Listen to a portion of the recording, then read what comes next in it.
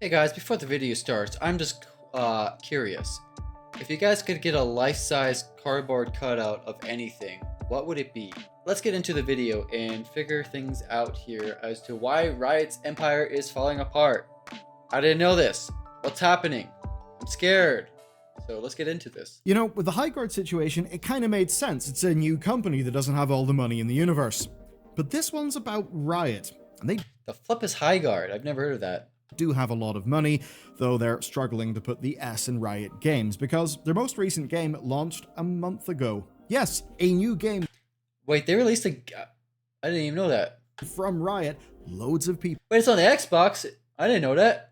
have no idea, though. I kind of had no idea. Now, the development team has just been cut in half, and it's just the latest in Wait, is it maybe I did hear about this. It's like a 2D fighting game or something like that? a string of money-driven decisions because maybe Riot's infinite money tap is running dry. You see, a decade ago, League of Legends was unstoppable, so Riot expanded. New genres, I don't wait, what? I can't imagine that title money. new games. They bought indie teams outright and spent millions trying to build a grand empire. And then, post-pandemic, something seems to have changed. We've seen them circle the wagons around League's monetization. You know, $300, $400 skins. Holy cheese balls. I forgot about that. Wasn't that like a Jinx skin?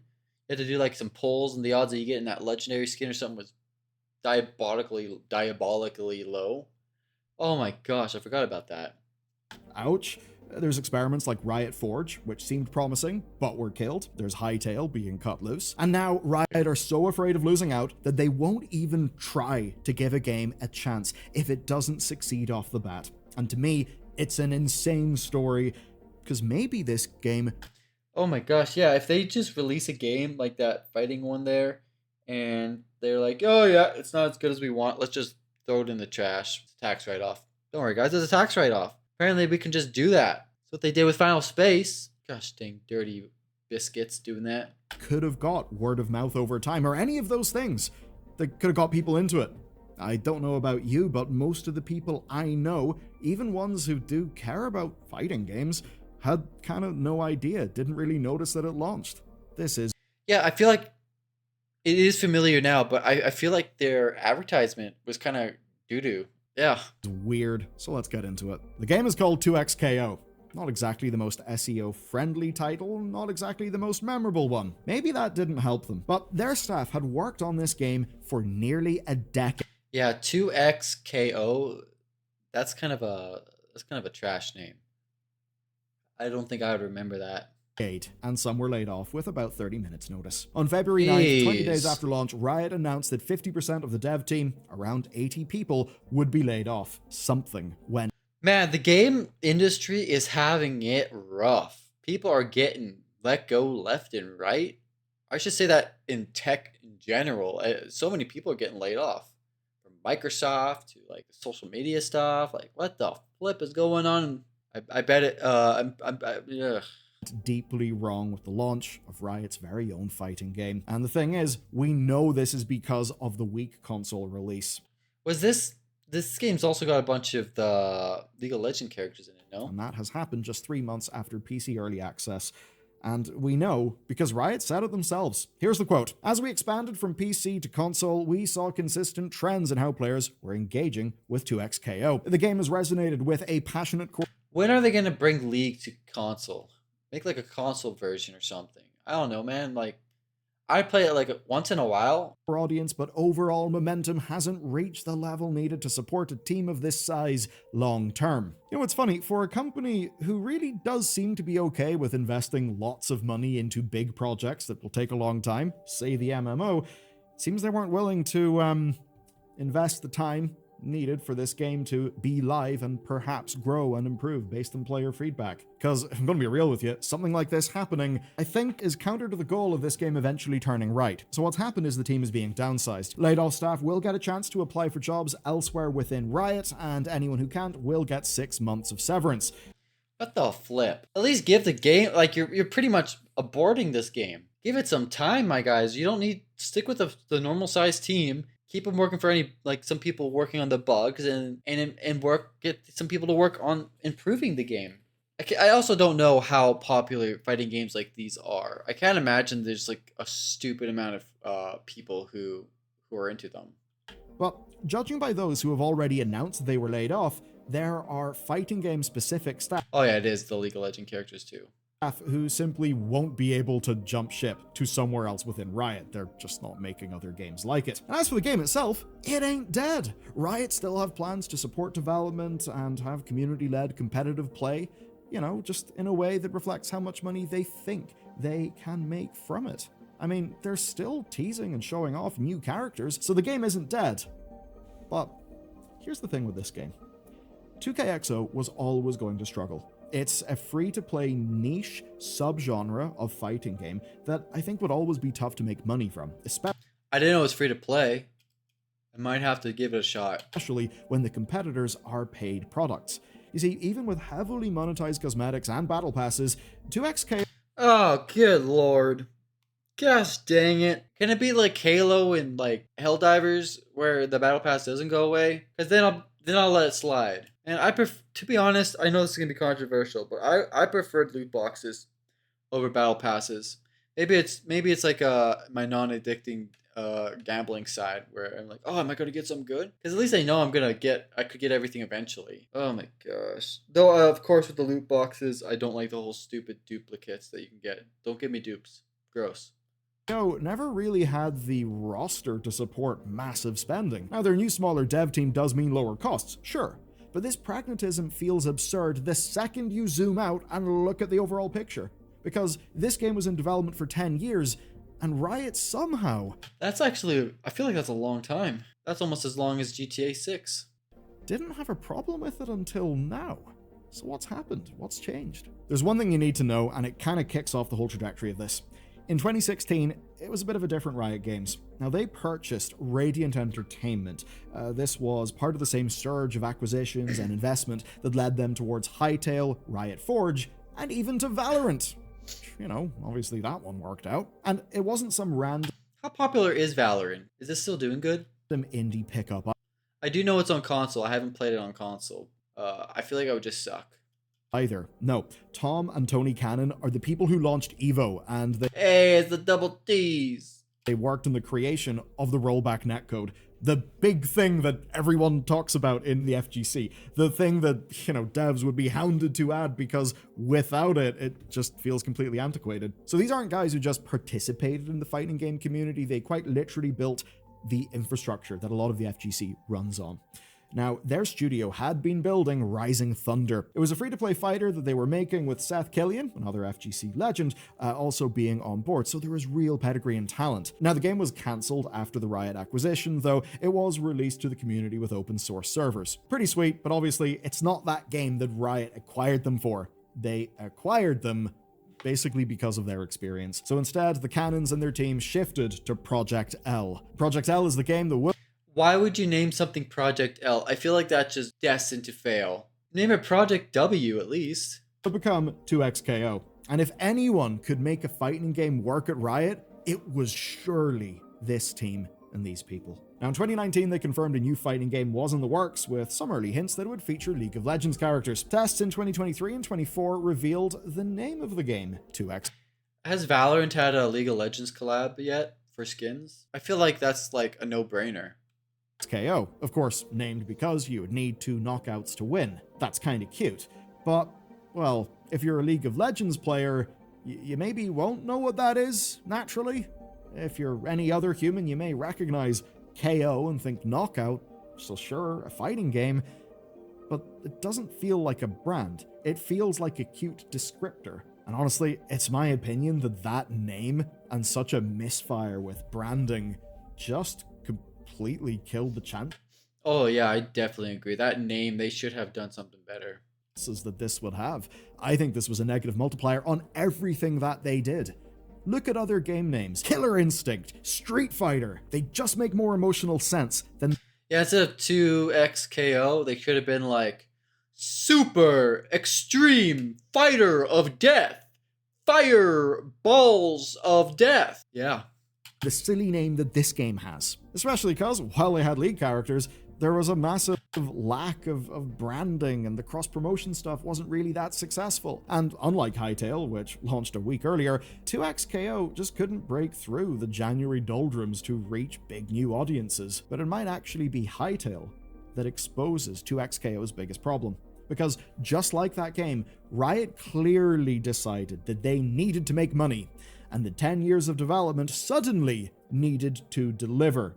Emphasis on the suddenly. And now for the context that makes this all click. So whenever Hytale was cancelled, it was because Riot could no longer invest the funds necessary to ship the game as intended. As intended being the big operative there. Because even though Hytale has launched and has been a big success, it's not the type of success that Riot would have wanted. To Riot, Hytale had to be a Riot-quality AAA game across all of the different platforms. That's why, as an example, they did the big engine rewrite, which Across all platforms. Yeah, why isn't this game the Minecraft, the no-name brand Minecraft game on console? My friend wanted me to play it, but it was on PC, and I was like, I'd rather play it on Xbox. Humongously damaged the development process of that game, and of course, that's all work that has been scrapped for the Hytale that we now have. And what that insane scope meant is that Hytale looks like a Minecraft add-on. Just a game that would happily be taking Riot money to build this big Riot quality AAA thing forever until something changed at Riot, and they suddenly needed something that needed to be shipped or sold, and relatively quickly. With Hytale, that was simply not possible because of where it was. 2XKO was almost certainly in a similar place, just that it was eminently more shippable as compared to Hytale. And what's rough is that that development team, along with others, like some of the Hytale people, they were victims of Riot's hubristic belief that things would never change. Because for nearly 10 years, Riot was comfortable. I'm kind of curious with Riot, how much does a game need to make on release and a little bit after release for them to be like, okay, this one's going to be a keeper? Just letting developers simply build. And 10 years for a fighting game, like, that seems a little just crazy. Wouldn't you agree? Like, how much money did they put into this game for it to be in development for 10 years? Like, I can't imagine a fighting game making enough money back to justify 10 years on a fighting game. Develop. I'm kind of curious on the Minecraft, no-name Minecraft, how long that took for development. Now, they'd been fully acquired by Tencent in 2015. They had League of Legends money. Gosh, dang it, Tencent again? Over the next 5 years, they would have Runeterra money, Valorant money, lots of money. And this meant not a lot of near-term financial pressure. They had more cash than they needed. So what they needed to do with that cash was Valorant gun skins for those weekly skins. I haven't played Valorant in a while, but those you guys know, the set or whatever, those are bloody expensive. Was reinvested. That's a noble goal, but when you get blasé about money, well, reality can hit you damn fast. Let's take a look at the projects. Riot Forge was never going to make games as successful as League, but to Riot at the time it was about expanding their world, empire building. Arcane was costly, but for many people, it's the best thing that Riot's ever been in. Oh yeah, Arcane made me almost want to play it, the game again. But yeah, no, the show Arcane is amazing. Involved with, quality-wise. Couple things I was like, what the flip? Like in season 2, spoilers by the way, season 2 when Jinx was pretty much hinting like, I'm gonna go kill myself. And then Vi her little lady comes and they start porking. Yeah, that's a good time to go pork, you know? Like your sister's literally about to kill herself. Let's get a little bit of horny brain up in the hood. And they brought up indie teams like Hypixel and Radiant to make sure those studios could deliver on the promise of their pitched games. You know, not a game that would come out sort of early access, not really finished, maybe a bit of a high guard situation. No, that they would benefit from the Riot money to fully deliver the promise of their games. Riot could give time, funding, and resources, things that are not abundant in the games industry. And they're things that are important to do work. Do you know what game we praised last year for that exact process? It was this tiny little game, I think about bugs, called I've heard a lot of good things about these games. I've yet to play a single one. Silk Song. There's a future then where maybe Riot didn't shit out 2XKO. where it actually got time and its release would have been good enough to capture people's attention. But rather obviously, something inside Riot changed. Let's look at what happened pretty much the moment that it changed. January 2024, it saw layoffs of approximately 11% of Riot. That's 530 people. Riot Forge was...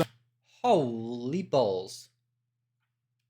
Guys, I don't think working in the game industry is really worth it. You're going to just end up getting laid off. You're going to go to school to become a game developer or whatnot, and you don't even know if you're going to be able to keep your job. If you even get a job, that is. With all these layoffs, I almost feel like the demand for game developers isn't there. Legends of Runeterra lost staff and shifted to PvE as interest in PvP waned. October brought another round. It was smaller, but it was telling. It was 32 people from the League of Legends team itself. Then came the doubling down on expensive... That's got to be a bad sign, no? If the game, the big dog game, League of Legends, is letting people go. I'd want to know a little bit more behind potentially if things got released on why they got let go. Like, are they just 32 lazy people who just needed to go, and they're like, yeah, okay, these guys kind of suck donkeys. Let's just boot them. Monetization heavy trends for League of Legends. We've talked about those a fair bit in the last few years. It's often been the likes of gacha systems with, yes, a built-in pity, but a built-in pity that... Oh my gosh, imagine if they made a League of Legends gacha game. Pretty much means you're going to be spending an absurd amount of money to get some of the hyper-expensive skins that they've put into that game. Of course, hyper-expensive... See, the bad part about all these hyper things, skins, and all that jazz for League of Legends is outside the game you get like all these details on these skins, but then you go inside and you don't really even get to see that much of what you've spent your money on. Expensive skins that are fueled by FOMO. Then there's the monetization on loot box change. FOMO is absolutely disgusting. Changes that had to be walked back so that players still felt that they had a reason to engage with the game. It was crazy. And then by 2025, Hytale was cancelled and sold. Clearly. See, like Cookie Run Kingdom, there's a gacha game, where after the limited time character, they just go into the standard. Like, can we do more of that in gacha games? Sorry, that was a side thing. This isn't a gacha video, but I'm just saying. Then the boom years were over, and the projects that remained had to pay the price. And normally when I'd say that, it would be, you know, like a metaphor or something, but it's actually literal here. They needed to make money. They needed to pay for themselves, and fast. Hytale could not do that. At least not the version of Hytale that Riot would be, comfortable releasing. So that was killed. Then there's Riftbound, the card game, which by all accounts has actually worked out well. It seems high. I've never heard... Wait, oh. Okay, yeah, I've seen some of those cards. In demand, stock is hard to come by, so that did succeed immediately. But then there's 2xKO. It had to pay. Talking about cards, I'm making a roguelike dice game. I think I've done one test so far with my homies, and yeah, a roguelike dice game with bosses, classes, and side stats, skill trees, and all that jazz.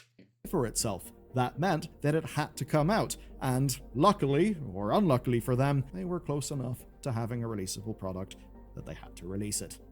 Of course, it did not immediately work, and clearly Riot is not interested in slow growth. The line needs to go up, it needs to go up fast, and for game development teams that means that they cannot hone their product market fit while their game is live. If the game is growing slowly, that's still it should still be a positive.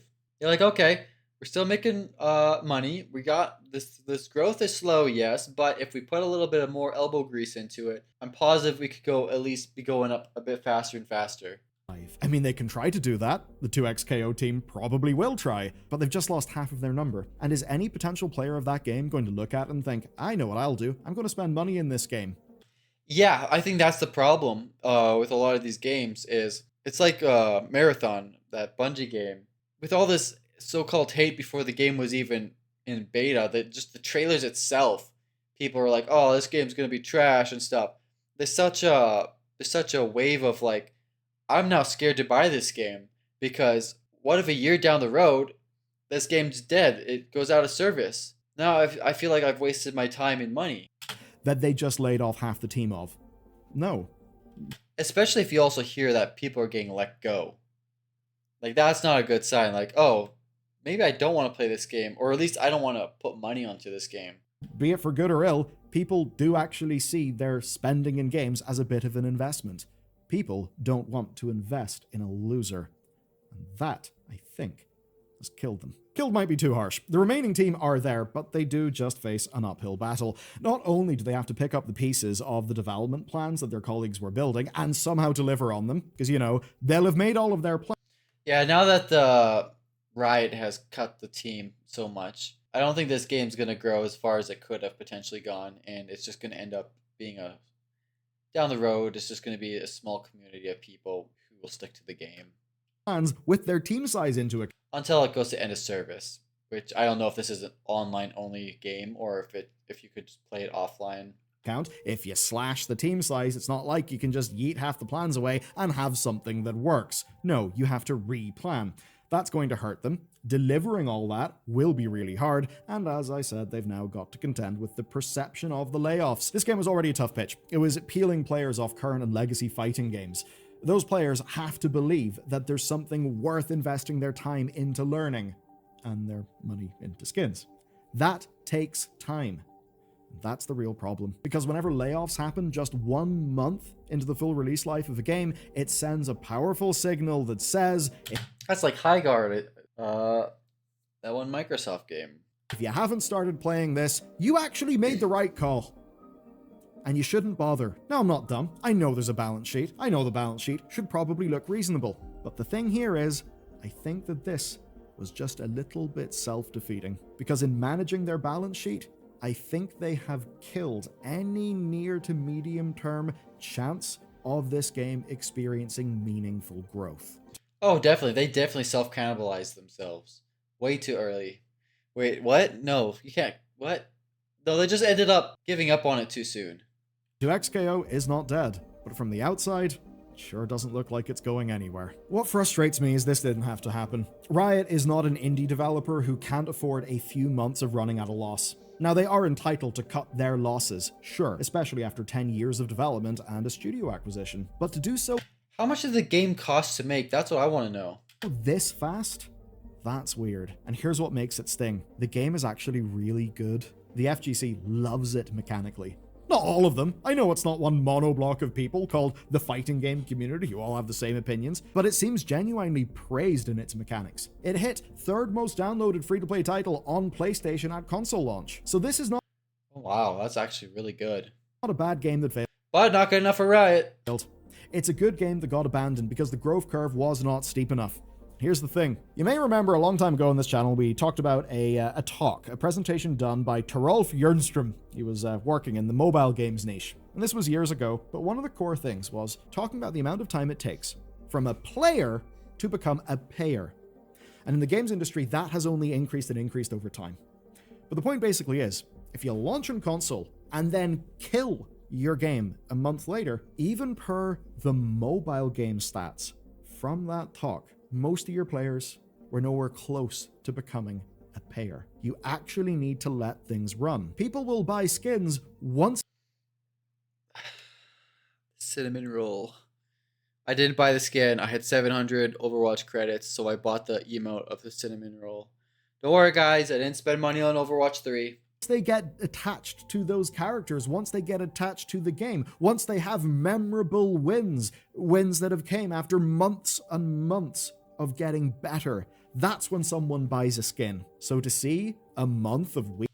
As well, I've heard once you purchase something in a game, you're lean to purchase more often on the same game. Skin sales? It's just that first step to actually purchasing is always what takes the longest. On PlayStation and pull the plug? Not even a month. I believe it was 3 weeks. That's stupid. Yeah, I agree. That's a little silly.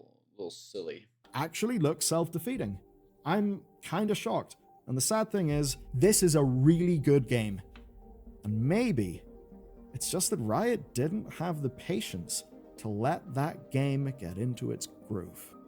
Yeah, money could have been the issue too. Like maybe they're a little tight on money and they can't justify waiting, even if maybe someone was like, we should probably wait a couple months or half a year or something, and then the big devs are like, no, no, no, no. We gotta start letting people go. We gotta save money where we can. This is rough. And this is as far as the video go. I get the picture.